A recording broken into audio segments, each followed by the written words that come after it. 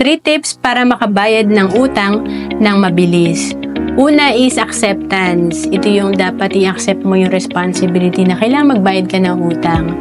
And ang unang gagawin natin is ilista natin yung mga babayaran natin. And magsimula tayo dun sa maliit yung amount na utang natin para makita agad natin yung progress. Kaya kung 5 yung nasa listahan mo baka after 3 months or 2 months tapos mo na agad yung isa. And then pangalawa, i-audit ang sarili. I-check mo kung saan ka napapagastos ng mas malaki.